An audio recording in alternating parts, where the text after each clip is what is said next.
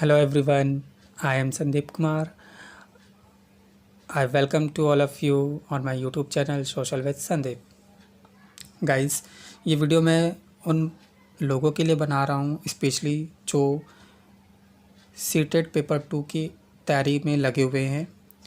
ठीक है, जो एसएसटी की तैयारी कर रहे हैं, सीटेड पेपर 2 में जो एसएसटी 60 मार्क के लिए तैयारी कर रहे हैं उनके लिए ये वीडियो बहुत हेल्पफुल हो सकती है, क्योंकि यहाँ पे मैं एनसीईआरटी बेस्ड चैप्टर वाइज कराने वाला हूँ। तो चैप्टर वाइज चीज़ों ज़्यादा अच्छी हो जाती हैं, क्योंकि तब आपको हर एक चैप्टर वाइज चीज़ों को समझ में एक जो नॉलेज आपकी वो ज़्यादा अच्छी बढ़ती है।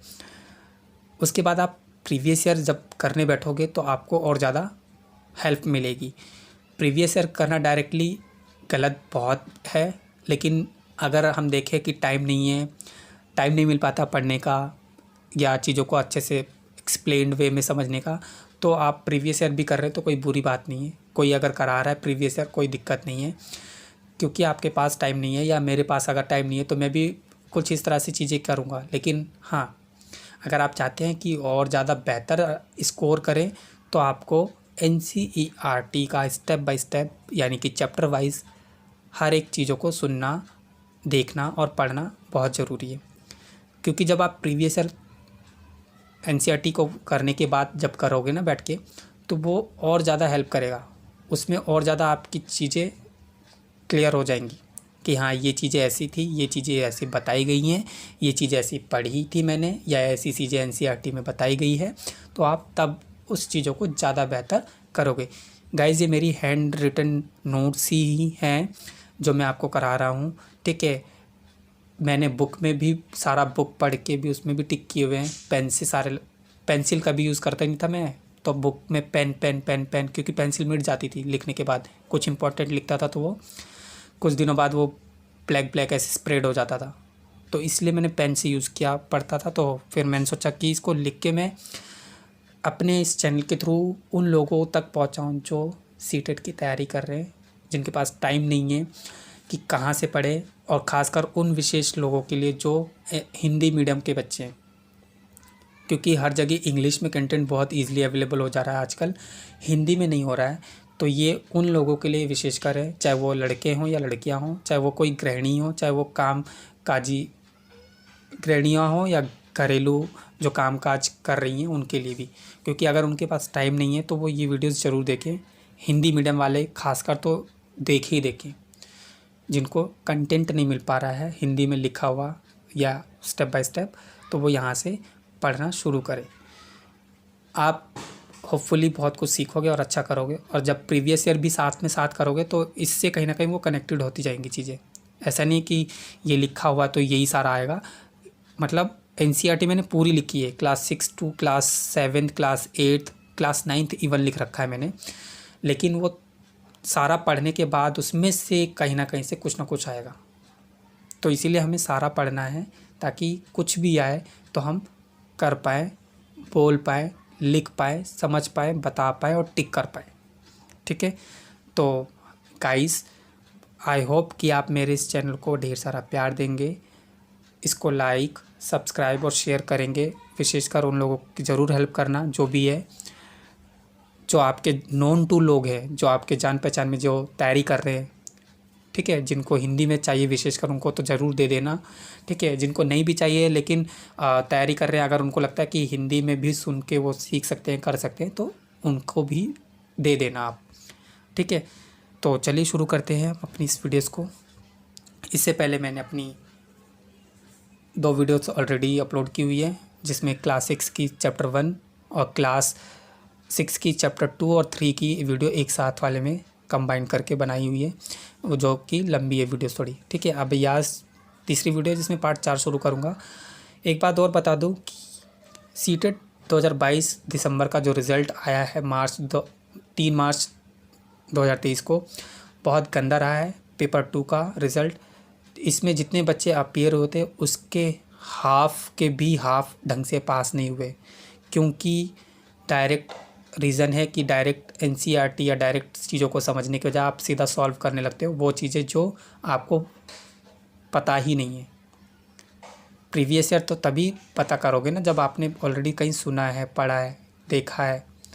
आप डायरेक्ट खाना बनाने थोड़ी पहुंच जाते हो, पहले देखते हो, कहीं चखते हो, तभी तो उसका स्वाद या चीज़ों को अंदाज़ा लगाते हो ना। तो अंदाज़ा तभी सही लगता है जब आपने किया हो पहले। तो प्रीवियस ईयर तभी करो जब आपने बुक के चीज़ों को समझा हुआ है। हाँ, जिनके पास टाइम नहीं है वो प्रीवियस ईयर कर रहे हैं, कोई दिक्कत नहीं है, पर जिनके पास टाइम है वो डायरेक्टली जंप मत करो, यूटिलाइज़ करो, ज़्यादा अच्छा स्कोर करोगे, गड़बड़ कम होंगी और रिज़ल्ट अच्छा बनकर आएगा, ये मेरा मानना है। ठीक है, चलिए शुरू करते हैं। तो उसमें कुछ पोर्शन रह गया था पार्ट 3 का। ऊपर लिखा हुआ है मिस्र का अधिकांश भाग। मिस्र आपको पता ही है, ठीक है। तो मिस्र का अधिकांश भाग कैसा है?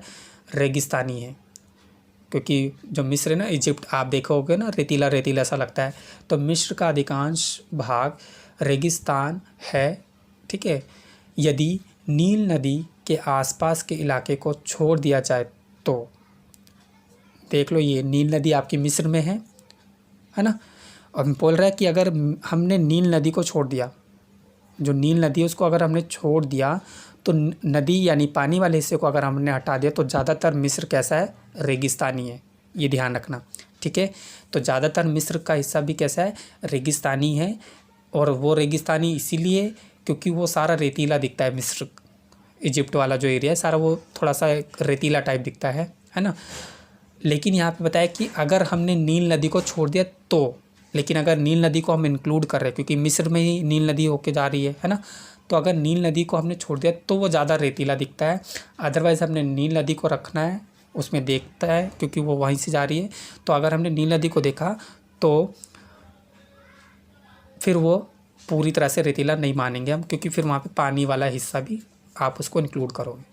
तो मिस्र का अधिकांश भाग रेगिस्तानी है, लेकिन कब है? जब उसमें से हम नील नदी को हटा देते हैं या नील नदी के इलाके को छोड़ देते हैं। हटा नहीं दे सकते, छोड़ने का मतलब उसको, जैसे वो बह रही है लेकिन हमें उसको ध्यान नहीं देना है, मतलब उसके बाद वाले हिस्से को देना है जो कि रेगिस्तानी जैसा प्रतीत होता है, ठीक है। आगे लिखा है मिस्र का मकबरा। मिस्र का मकबरा किसे कहा गया है? 1 मार्क में क्वेश्चन है, तो ऑप्शन में आ जाएगा। अब टीला लिखा हो सकता है, ठीक है, टीला लिखा हो सकता है, गुम्बद लिखे हो सकते हैं, ठीक है, हर्मिका या मस्तूल कुछ इस तरह से लिखा हो सकता है। तो इनके बीच में एक पिरामिड लिखा होगा। अब जिसने मिस्र का पिरामिड ऐसे भी याद रखा हो तो भी समझ जाएगा, या मिस्र का मकबरा, तो मिस्र में एक ही मकबरे यानी कि एक ही खास इंपॉर्टेंट चीज़ है, वो है वहाँ के पिरामिड, ठीक है। पार्ट 4 देखते हैं। पार्ट 4 में लिखा हुआ है ऋग्वेद। ऋग्वेद क्या है? सबसे पुराना वेद, यानी कि सबसे जो पुराना ओल्डेस्ट आपका जो पार्ट है वेदों का, वो है वो है ऋग्वेद। कितने साल पहले लिखा गया? लगभग 3500 साल पहले लगभग लिखा हुआ है, क्योंकि श्योरिटी नहीं है, हो सकता है इससे ज़्यादा भी हो, ठीक है, या इसी के आसपास हो या इससे कम भी हो सकता है या ज़्यादा भी हो सकता है। तो हम श्योरिटी को लेकर नहीं चलेंगे, मतलब श्योरिटी को लेकर चलेंगे, डायरेक्टली नहीं बोल सकते हम, ठीक है। तो ऋग्वेद क्या है? ऋग्वेद सबसे पुराने वेद हैं। 3500 यानी 3500 साल पहले लगभग लिखा गया है, ठीक है। मैंने पूरा नहीं लिखा है, यहाँ पे मैंने नोट्स बनाए तो शॉर्ट में लिखा है। अब लगभग लिखा गया है, ऐसे पूरा ना लिख करके मैंने इतने पे छोड़ दिया, ठीक है। आगे क्या लिखा हुआ है? ऋग्वेद से संबंधित और क्या महत्वपूर्ण पॉइंट है? 1000 से ज़्यादा प्रार्थनाएं हैं। ऋग्वेद जो सबसे पुराना ग्रंथ है, सबसे पुराना वेद है, सॉरी ग्रंथ कह सकते हो, ऋग्वेद एक ग्रंथ ही है, ठीक है। तो सबसे पुराना जो वेद है ऋग्वेद, उसमें क्या है? सबसे खास बात क्या है? ऋग्वेद सबसे पुराना है, पहली बात। दूसरी बात, कितने साल पहले लिखा गया? 3500 साल, 3500 साल पहले का लिखा हुआ है। और इसमें ख़ास बात क्या है? इसमें 1000 प्रार्थनाएं हैं। ये एक आई थिंक किसी सीटेट के किसी उसमें बैच में पूछा गया था। तो यहाँ पे 1000 प्रार्थनाओं की जगह ना वहाँ पे 8000 कुछ प्रार्थनाएं दे दी गई थी। तो ये गड़बड़ हो गई थी, वहाँ पे बच्चे गड़बड़ करके आ गए थे, ठीक है। तो ये ध्यान रखना कि इसमें 1000 से ज़्यादा प्रार्थनाएं हैं जिसे सूक्त कहा जाता है या सूक्त कहा गया है, ठीक है। तो कितने सूक्त हैं 1000, या कितनी प्रार्थनाएं हैं 1000। तो ये ध्यान रखना, बोला ना कि 1000 से ज़्यादा प्रार्थनाएं हैं जिन्हें सूक्त भी कहा गया है या सूक्त कहा गया है। तो अगर प्रार्थनाएं ना दी गई हो तो सूक्त लिखाएगा कि कितने सूक्त हैं ऋग्वेद में 1000, या कितनी प्रार्थनाएं बताई गई है 1000। ठीक है। अब सूक्त क्या है, सूक्त का मतलब क्या है, यहाँ पे लिखा ना सूक्त कि 1000 प्रार्थनाएं। प्रार्थनाएं का मतलब क्या है यहाँ पे, या सूक्त का मतलब क्या है कि अच्छी तरह से बोलना। यानी कि जब आप प्रेयर करते हो तो आप प्रेयर में अच्छे से एक लय के साथ गीत गाते हो, एक अच्छे से सारी चीज़ों को बोलते हो, तो आपका वही सूक्त है। जो प्रार्थनाएं हैं जो वही आपके लिए क्या है, सूक्त। और सूक्त का मतलब होता है कि अच्छी तरह से बोलना। ठीक है। प्रार्थनाएं बोलो या फिर सूक्त बोलो, कितने हैं ये टोटल 1000। किसके अंतर्गत है ये, ऋग्वेद। ऋग्वेद कौन सा वेद है, सबसे पहला और या फिर सबसे पुराना वेद है। ठीक है। तो सूक्त का मतलब क्या होता है, सूक्त का मतलब अच्छे से बोलना। ठीक है। 3 महत्वपूर्ण देवता ऋग्वेद में उल्लेखित हैं। 3 महत्वपूर्ण देवता कौन कौन से, अग्निदेव, इंद्रदेव और सोमदेव। अग्निदेव नाम से ही पता चल रहा है, अग्निदेव आग। ठीक है। इंद्रदेव पता ही आपको, जब क्रोधित होते हैं तो वर्षा और इस तरह की चीज़ें, बवंडर वगैरह भी मचाते हैं, है ना। तो अग्निदेव, इंद्रदेव, आपने लिटिल कृष्णा मूवीज़ देखी होगी ना, कार्टून फॉर्म में बनी है ना। द लिटिल कृष्णा या लिटिल कृष्णा ऐसा करके मूवीज़ हैं जो बच्चों के लिए बनी है। तो उसमें आपने इंद्रदेव जी का देखा भी होगा कैरेक्टर, है कि उसमें बताया है कि इंद्रदेव जी का क्या काम है, वो कैसे हैं, किस तरह के कार्य करते हैं, है ना। तो देवताओं के भी अपने अपने एक गुण हैं, अपने अपने काम हैं। ठीक है। और सोमदेव, सोमदेव यानी कि एक पौधा। आपने देखा होगा इस मूवी में जो बता रहा हूँ कि लिटिल कृष्णा में वो कहती है ना कि स्वामी मुझे सोमरस पीना है और आप सोमरस लेकर आइए।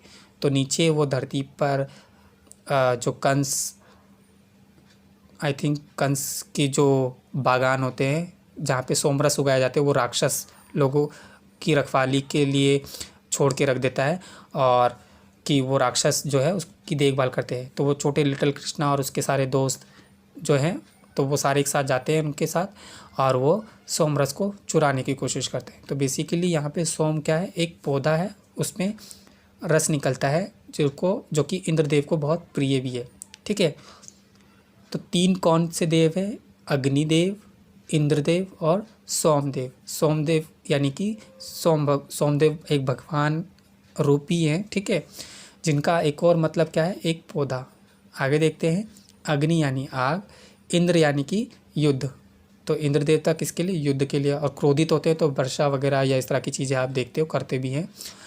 सोम जो देव है वो एक प्रकार के पौधे के लिए भी प्रसिद्ध है।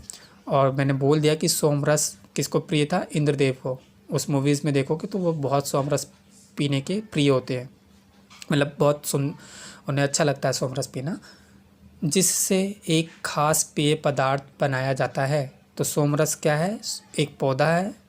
ठीक है। सोम मतलब एक सोमदेव भी है, लेकिन उन्हीं के नाम का एक पौधा भी है, सोम नाम का एक पौधा भी है, सोमरस जैसे बोल दिया। ठीक है। जो कि क्या है, एक पेय पदार्थ है, यानी इसको पी सकते हो आप। अधिकांश सूक्तों के रचयिता सीखने और सिखाने वाले पुरुष होते थे। तो ये आप देख सकते हो, थोड़ा सा यहाँ पे चीज़ें अलग देखने को मिलती है कि जो सूक्त लिखे जाते थे, सूक्त मतलब क्या थी, मैंने बताया था ना 1000 क्या थी, प्रार्थनाएं थी। प्रार्थनाओं को ही सूक्त बोला गया। और सूक्त का मतलब क्या होता है, सूक्त का मतलब क्या होता है, अच्छी तरह से बोलना, उसे हमने क्या बोल दिया, सूक्त। ठीक है। अब 3 देवता कौन कौन से हैं, 3 देवता हैं जैसे कि इंद्रदेव, अग्निदेव और सोमदेव। और सोमदेव के नाम से एक पौधा भी है जिसको हमने बोला सोम पौधा भी बोल सकते हो। ठीक है।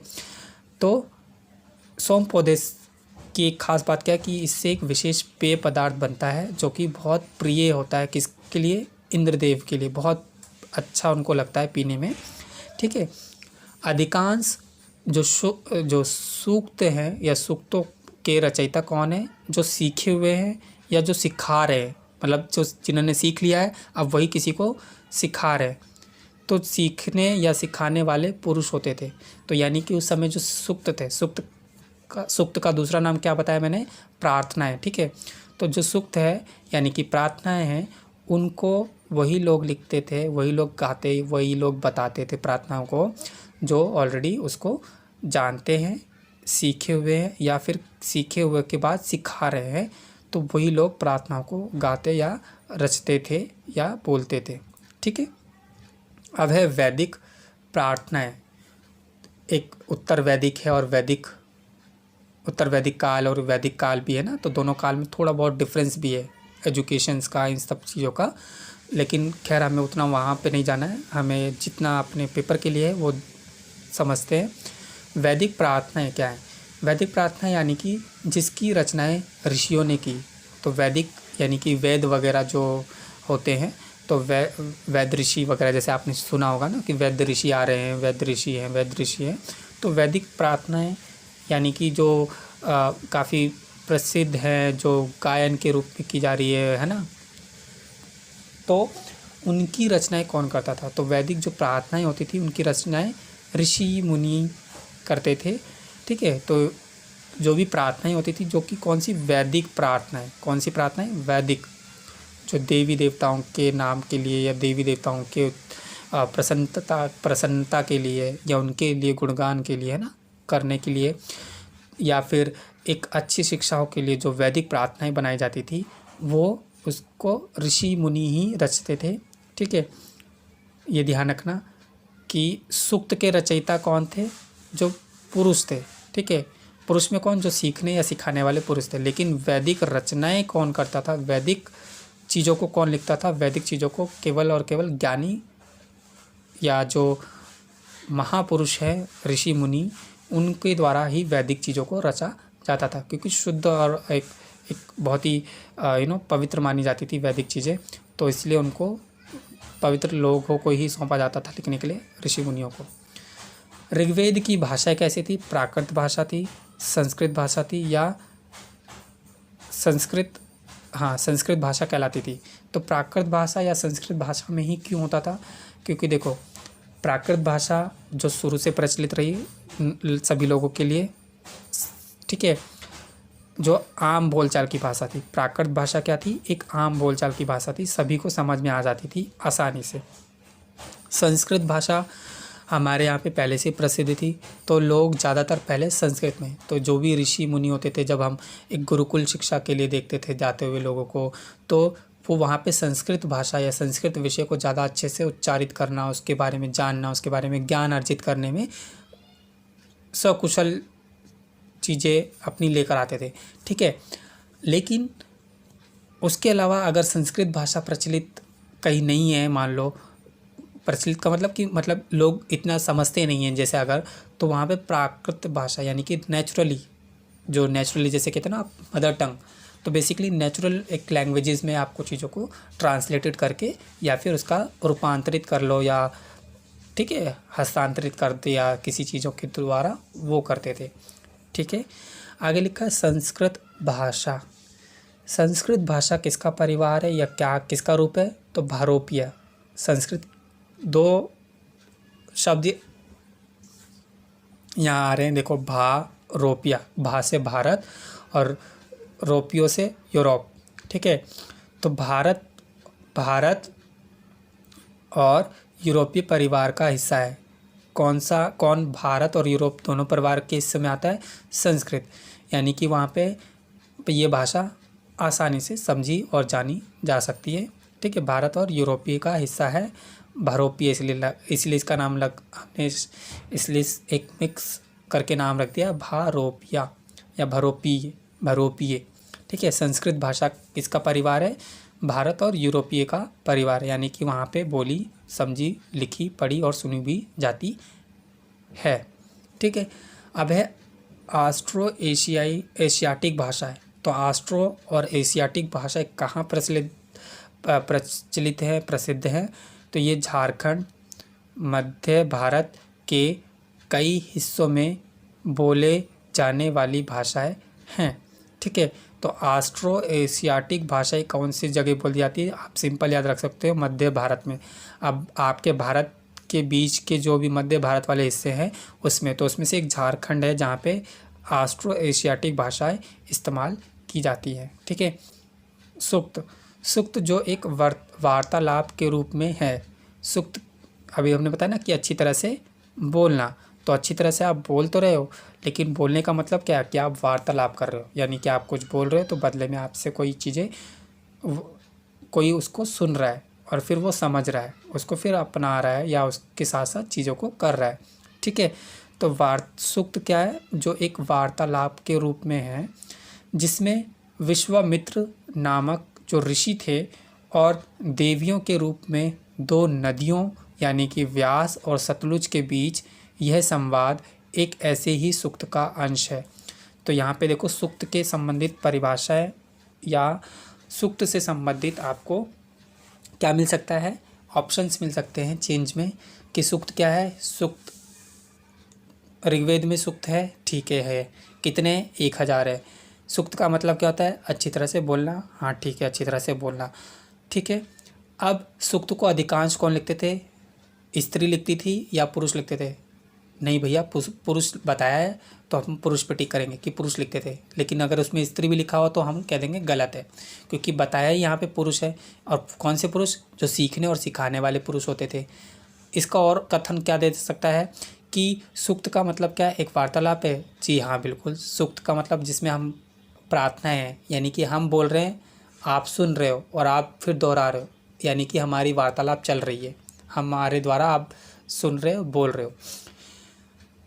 सूक्त का एक बेहतर उदाहरण क्या है, विश्वामित्र जो ऋषि हैं वो और दो नदियों के रूप में दो देवियों का, ठीक है सॉरी यहाँ पे लिखा देवियों के रूप में दो नदियों का जिक्र किया हुआ है, यानी कि व्यास नदी और सतलुज नदी। सतलज भी बोलते हैं कोई और सतलुज भी होता है, ठीक है दोनों गलत नहीं है, दोनों ही सही हैं। तो व्यास नदी और सतलुज या सतलज नदी, ये दो नदियों को देवियों का नाम दिया है, जिससे विश्वामित्र जो ऋषि मुनि हैं वो बात कर रहे हैं। तो यानी कि यहाँ पे सूक्त का एक बेहतर उदाहरण दिया है, क्या है, विश्वामित्र जो ऋषि मुनि हैं और दो नदी हैं जिनको दो देवियों के रूप में माना गया, व्यास नदी और सतलज नदी के बीच संवाद, संवाद मतलब बातचीत का एक ऐसा ही सूक्त का एक अंश है या एक उदाहरण या एक हिस्सा है, ठीक है। तो कथन में ये ऑप्शन में आ सकता है कि सूक्त क्या है, ये सारी चीज़ें। सूक्त में एक बेहतर उदाहरण क्या है कि विश्वामित्र दो देवियों से या दो नदियों से वार्तालाप करते हुए देखे गए हैं, कौन से, सतलज और व्यास नदी, ठीक है।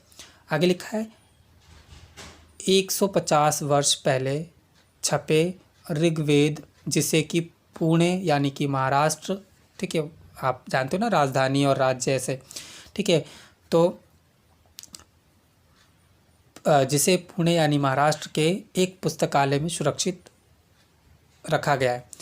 तो 150 साल पहले छपे जो ऋग्वेद थे उसको कहाँ पे सुरक्षित रखा गया है, महाराष्ट्र के पुणे में, जो कि एक पुस्तकालय यानी कि लाइब्रेरी है, वहाँ पे लिखा हुआ एक ऋग्वेद जो है उसके छपे हुए पन्ने सुरक्षित जो मिले उनको उन्होंने रख दिया लाइब्रेरी में, ताकि वो सब जान सके और देख सके, ठीक है। आगे देखते हैं, अब आगे क्या लिखा है, जनता या पूरे समुदाय के लिए दो शब्द, जनता के लिए, और अगर जनता या फिर उसकी जगह हमने समुदाय शब्द बोला तो उसके लिए दो शब्द कौन से हैं, लिखा जन।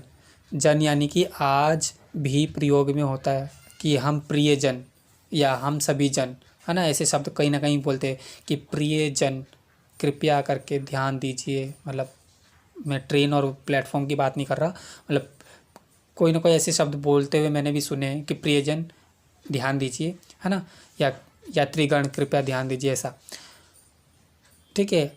आगे लिखा हुआ विष, विष यानी कि वैश्य के लिए प्रयोग किया गया, विष मतलब वो जहर नहीं, ठीक है। एक जैसे कहते हैं ना शॉर्ट, जनता का जन, जनता ना बोल के जन भी बोलोगे तो भी पब्लिक ही है, कि सारी जन यानी कि सभी जनता है, और वैश्य यानी कि वैश्य के लिए प्रयोग किया गया है ऋग्वेद। तो ये दो शब्द हैं समुदाय के लिए, कौन कौन से शब्द हैं, जन तो जनता के लिए है, समझ में आता है, लेकिन दूसरा है वैश्य, वैश्य के लिए यानी कि विष, ठीक है। ये दो शब्द जो ऐसे हैं जो समुदायों के लिए इस्तेमाल किए गए हैं। आगे है, ऋग्वेद में विष और जन के लिए पुरुष जन या विष भरत जन किया गया है। ऋग्वेद में विष और जन के लिए यानी कि विष और जन दोनों के लिए पुरुष जन या फिर विष भरत जन शब्द का इस्तेमाल किया गया है। ठीक है, अब ये दस्यु, दस्यु क्या है, दस्यु क्या होता है आगे जानते हैं। दस्यु यानी कि वे लोग जो यज्ञ नहीं करते थे। स्पोलिएटर, ठीक है, स्पोलिएटर कौन है, यानी कि दस्यु कौन है। दस्यु वो लोग होते थे जो यज्ञ वगैरह नहीं किया करते थे और शायद दूसरी भाषाएं बोलना पसंद करते थे, उसको हमने दस्यु कहा है। जो अपनी सारी चीज़ों को अलग भाषा में इस्तेमाल करना, यानी कि ना प्राकृत भाषा में ना संस्कृत भाषा में, ये एक अलग ही लैंग्वेज को प्रेफर करते थे या अलग ही लैंग्वेज को बोलना पसंद करते थे, उसी को हमने क्या बोल दिया है, दस्यु। ठीक है, और ये यज्ञ वगैरह करना इतना नहीं जानते थे, या इतना कह सकते हैं कि इनको इतना अच्छा नहीं लगता होगा शायद इसलिए, या हो सकता है इनको ज्ञान नहीं था कि कैसे यज्ञ करना है, या यज्ञ भी इस तरह के होते हैं, या हो सकता है, हम कुछ नहीं कह सकते कि ये ऐसे थे या वैसे थे, लेकिन हो सकता है कारण हो सकता है कि हो सकता है या तो ये यज्ञ से परिचित नहीं थे इसलिए यज्ञ नहीं करते थे, या हो सकता है इनको यज्ञ करने पसंद नहीं था, जानते तो थे लेकिन करना अच्छा नहीं लगता था, हो सकता है, तो कारण कुछ भी हो सकता है पीछे। ठीक है, और शायद दूसरी भाषा, इसलिए शायद शब्द भी आया है कि शायद दूसरी भाषाएं बोला करते थे कौन, दस्यु, यानी कि स्पोलिएटर। ठीक है, महापाषाण, ये मेरी फर्स्ट वीडियोस में मैंने बता रखा है महापाषाण और पुरापाषाण ऐसे। ठीक है, महापाषाण का एक उदाहरण मैंने महाराष्ट्र में बताया हुआ है।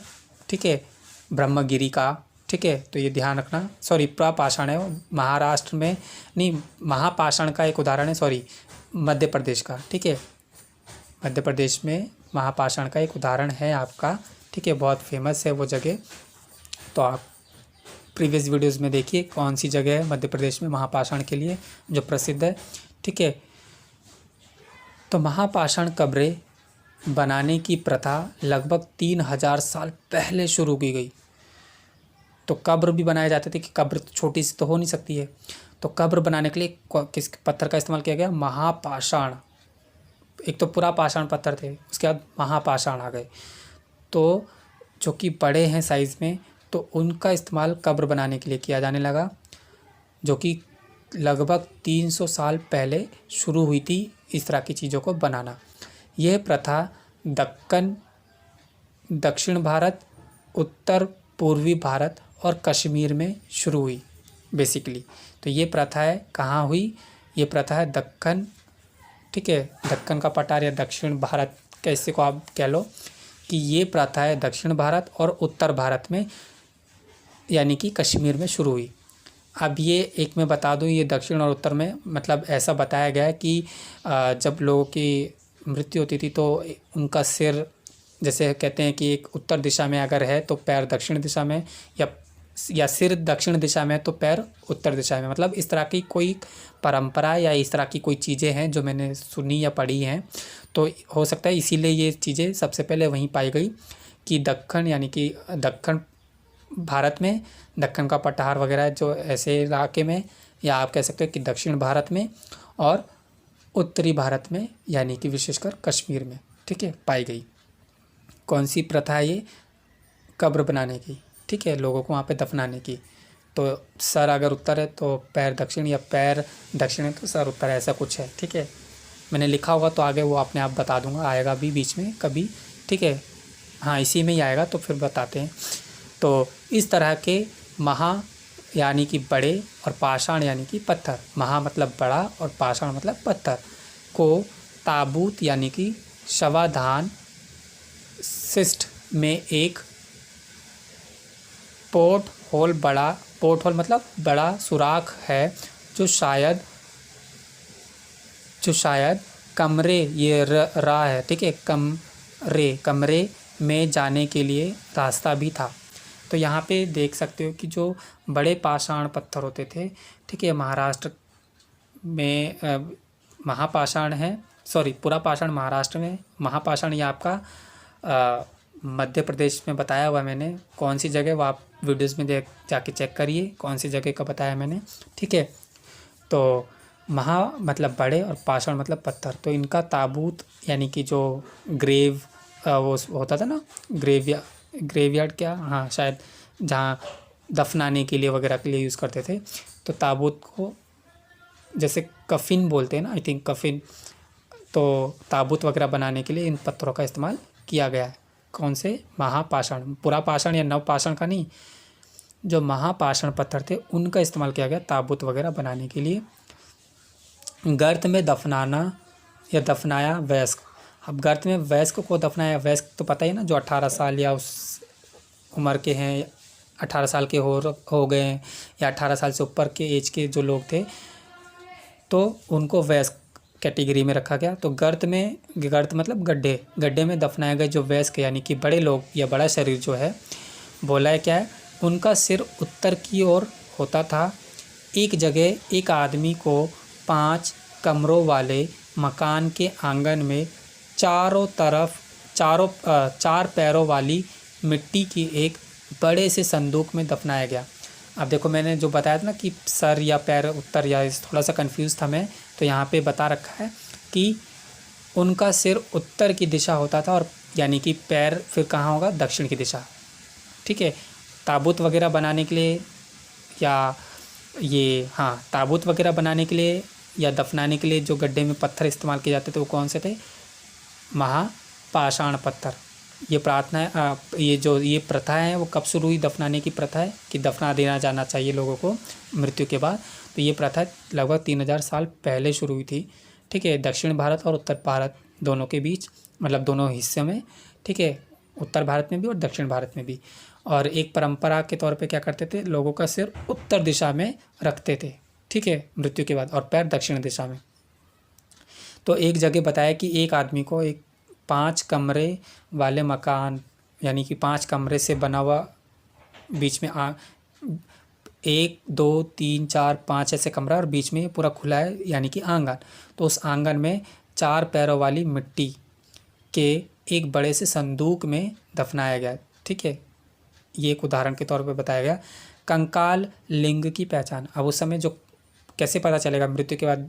कोई सर्च करने वाले हैं जो मतलब आर्कियोलॉजिस्ट वगैरह हैं, पुरातत्वविद वगैरह हैं, वो अगर सर्च कर रहे हैं, कोई कंकाल वगैरह ढूंढ रहे हैं, या कोई लोगों के अस्तित्व को पहचान रहे कि हाँ यहाँ पे लोगों का जीवन था या नहीं था, तो लोग आसपास खोदना शुरू करेंगे, मिट्टी वगैरह की खुदाई हो रही है ना। अब उसमें कहीं ना कहीं कंकाल भी नहीं चराएंगे।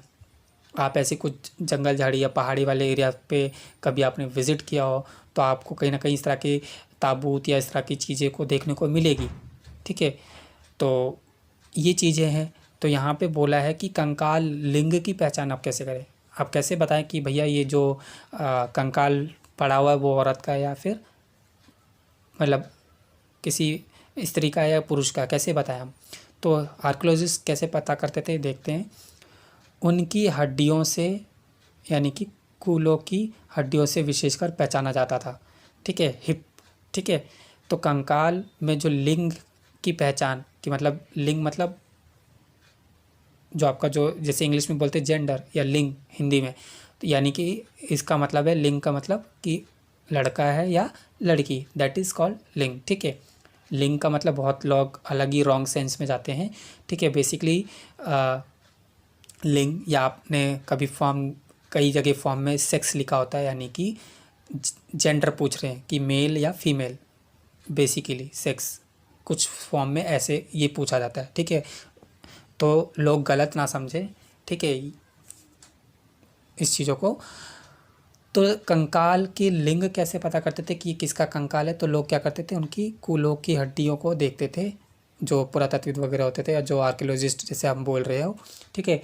तो जब ये सर्च करते थे तो उनको पता इसी तरीके से चलता था कि कूलों की, यानी हिप की हड्डियाँ, कि पुरुषों की हिप की हड्डी इतनी ज़्यादा चौड़ी नहीं होती है, लेकिन महिलाओं में ये चीज़ें चौड़ी होती हैं, ठीक है, मतलब थोड़ी बड़ी होती हैं साइज़ इन हड्डियों की, ठीक है। तो ये इस तरह से पता करते थे। मरे हुए जो कंकाल या जो कंकाल वगैरह हैं, जो शरीर है उसके कंकालों को वो ऐसे ही पता करते थे कि ये पुरुष और ये स्त्री का हो सकता है या है।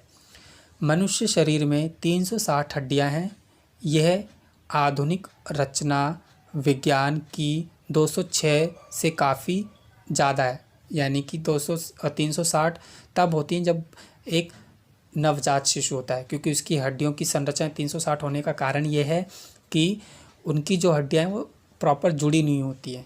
मतलब सारी हड्डी खुली खुली सी एकदम अंदर होती है, इसलिए तो देखते हो ना वो कितने फ्लेक्सिबल होते हैं, जैसे मर्जी टेढ़े मेढ़े घूम जाओ। और हम अभी इस टाइम पे अगर टेढ़े मेढ़े ज़्यादा घूमें तो कभी इधर लचक जाती चीज़ें, कभी उधर लचक जाती है, कभी इधर मोच कभी उधर मोच, या इधर ऐंठन आ जाती है, उसको सीधा करते करते और दर्द बढ़ जाता है। तो हम में 206 हो जाती हैं जब वो सारी आपस में जो चीज़ें जैसे कनेक्टेड होती हैं धीरे धीरे वो कम हो जाती हैं, लेकिन शुरू में वो कितनी होती है 360। ठीक है। चरक एक वैज्ञानिक हैं, कह लो साइंटिस्ट हैं। ठीक है। चरक जिन्होंने संभवतः यानी कि अपनी गिनती में दांत थे, जो चरक वैज्ञानिक थे, उन्होंने क्या बोला है, उन्होंने क्या बताया कि उन्होंने अपनी गिनती में दांत, हड्डियों के जोड़े या जोड़ और कार्टिलेज को जोड़कर ये संख्या बताई। तो अब देखो ये जो हड्डियों की संरचना है 360 से 206 हो गई, वो 206 कैसे हो गई? हमारे जो दांत है उनकी हड्डियां जब धीरे धीरे धीरे जैसे आप बड़े होते गए वो जुड़ गई, तो दांत की हड्डियां उन्होंने बता दी। बाकी जो हड्डी थी जोड़े, जैसे आपके हाथ, हथेली, पैर के घुटने के आसपास के, तो ये सारी जो जैसे जैसे बढ़ते गए वो जॉइंट या जुड़ते चला गया चीज़ें, तो वो सही से कनेक्ट हो गई। ठीक है। या कार्टिलेज को जोड़ करके ये संख्याएं बताई गई। ठीक है। तो जो संख्या में 360 थी वो 260 ऐसे हो गई। ठीक है, सॉरी 206 ऐसे हो गई। ठीक है। 360 थी, 360 से 206 इस तरह से हड्डी हो जाती है। ठीक है, ध्यान रखना है। तो आज के लिए इतना ही। पार्ट 5 हम आगे शुरू करेंगे। ठीक है, तब तक के लिए bye bye to all of you. Take care. तैयारी अच्छे से करिए। आप जितना मुझे मोटिवेट करके रखेंगे उतना मैं मोटिवेटेड हो करके अपनी क्लासेस अपलोड कर पाऊँगा आप सभी के लिए। सीटेट का रिज़ल्ट ज़्यादा खास क्या, बिल्कुल भी खास नहीं आया, क्योंकि आप शायद चाहे तो सर्च कर सकते हो। पास परसेंटेज बहुत डाउन गया है, बहुत ही ज़्यादा। एक्सपेक्टेड भी नहीं कर सकते आप, इतना गिरा हुआ रिज़ल्ट आया था इस बार। क्योंकि रीज़न वही है कि लोग सिर्फ रट्टा लगा के बैठ जाते हैं और सुनते नहीं हैं, समझते नहीं हैं, पढ़ते नहीं हैं। ठीक है। उन लोगों के लिए नहीं है जिनके पास टाइम नहीं है। जिनके पास टाइम नहीं वो प्रीवियस ईयर करते हैं, कोई बात नहीं, क्योंकि उनको टाइम नहीं मिल रहा, तो वो कहीं ना कहीं से बस समझना चाहते हैं, जल्दी जल्दी कवर अप कर लेते हैं, ऐसा मानना है, कोई दिक्कत नहीं है। पर जिनके पास टाइम है, जिनके पास सब कुछ अवेलेबल हो सकता है, जिनके पास टाइम है, तो वो अपना इस तरह से चीज़ें कर सकते हैं। ठीक है। स्टेप बाय स्टेप जा कर के प्रीवियस ईयर को भी स्टेप बाय स्टेप सॉल्व करो। बहुत सी ऐसी चीज़ें होंगी जो यहाँ से ही आप उसमें जोड़ते हुए कनेक्ट कर पाओगे। ठीक है। तो चलिए कल शुरू करेंगे पार्ट 5। तब तक के लिए bye bye, take care. Hope so कि आप चैनल को लाइक, सब्सक्राइब, शेयर करेंगे और ढेर सारा प्यार देंगे, और मुझे इसी तरह से हैंड रिटन नोट के साथ वीडियोस बनाने का मौका भी देंगे। Thank you all of you. Bye.